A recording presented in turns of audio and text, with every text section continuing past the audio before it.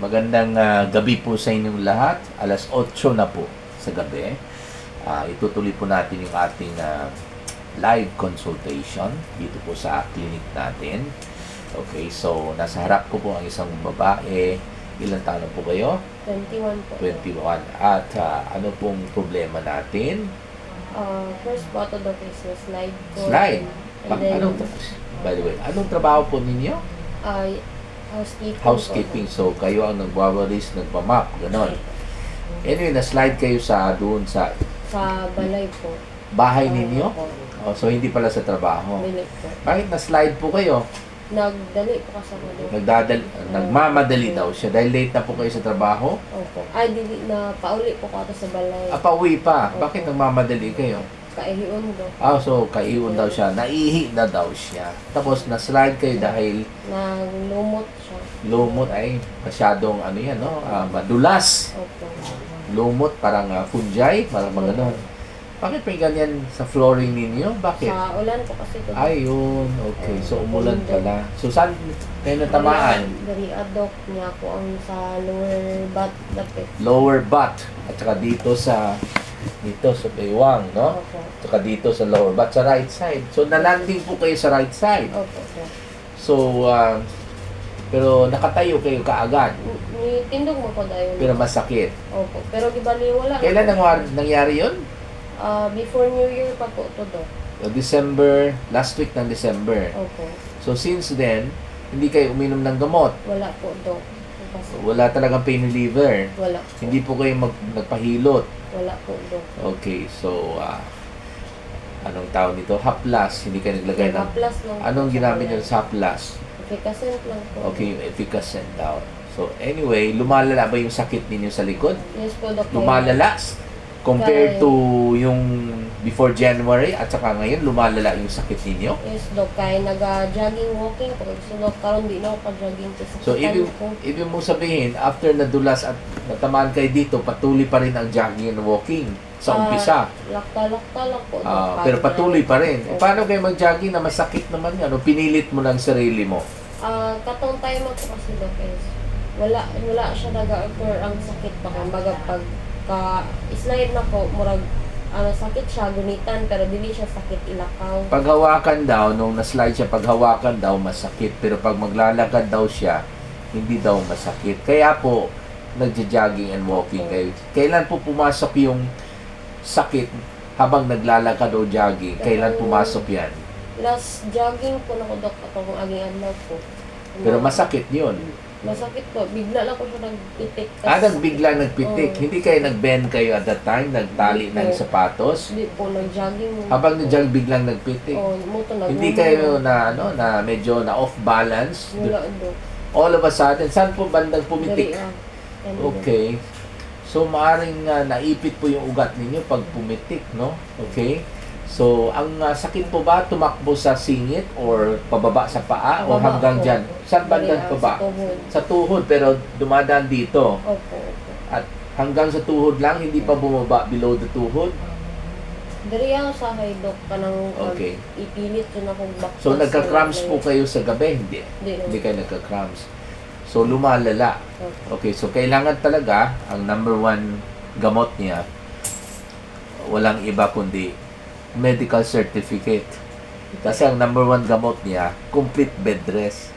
Okay? Hindi po muna siya pwede mag-housekeeping doon. Kasi syempre, nagwawalis, nagmamap kayo, di ba? At nagbubuhat kayo ng mabigat, di ba? So, bawal talaga magtrabaho for at least 7 days, ha? Kasi po, 80% ng solution po ninyo ay nakasalalay po sa bed rest. 20% sa gamot. So, kahit inom kayo ng gamot, pag hindi kayo mag-absent, hindi kayo mag-complete bed rest sa bahay, walang mangyayari po sa gamot ninyo, ha? Okay? So, pag mag-hatsi kayo o mag-ubo kayo, hindi ba lalong sumasakit? Wala kayong napansin. Wala naman po kayong lagnat, no? Wala po. Kumusta po yung ihi ninyo? Okay naman. Yellow na siya. Siguro kulang kayo sa tubig, ha? Yun ang number one dahilan, ha? Kaya po kayo po nakikinig, alam mo, madalas natatakot tuloy yung mga pasyente pag dilaw po yung ihi nila. Of course, pwede yan dahil sa sakit ng atay or ng abdo, okay, pwede rin, no?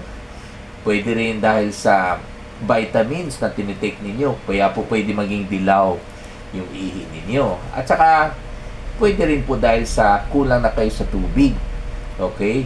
Mas magiging dark color ang ihi po ninyo, okay? So, huwag kayong mag-isip kaagad na mayroon kayong sakit sa atay or sa abdo. Kasi kadalasan magdilaw ang ihi po ay dahil po sa kulang sa tubig or kaya po dahil sa nakainom po kayo ng vitamins, no? Okay, so, kung may infection naman, well, pwede maging dilaw pero kadalasan may dugo na yung ihi nila kaya hindi talaga totally yellow, no? Pwede pinkish ang kulay at saka yung ihi naman ay bumubula yan tuwing maglalanding po siya sa anong tawag nito? Inodoro, no? Mag-foam, no? Magbula-bula, mag-bubbles. Yun po ang tatak ng or description ng ihi na sa isang tao na mayroon pong UTI, no?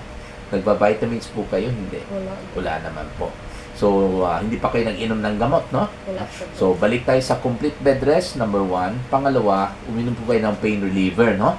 Okay, walang iba kundi pwede na po diclofenac sodium, 50 mg tablet, 1 tablet 3 times a day for 5 days after meals po yan, ha? Okay, magdagdag tayo ng konting steroid.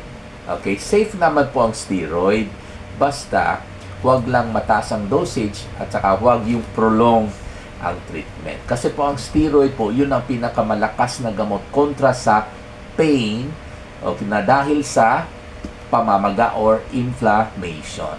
Okay, for as long as huwag mataas ang dosage at saka huwag mahaba ang duration sa pag-take, very safe po ang steroid. Usually, pag magbigay po tayo ng steroid, whether dexamethasone or whether prednisone, okay, usually half the maximum dosage.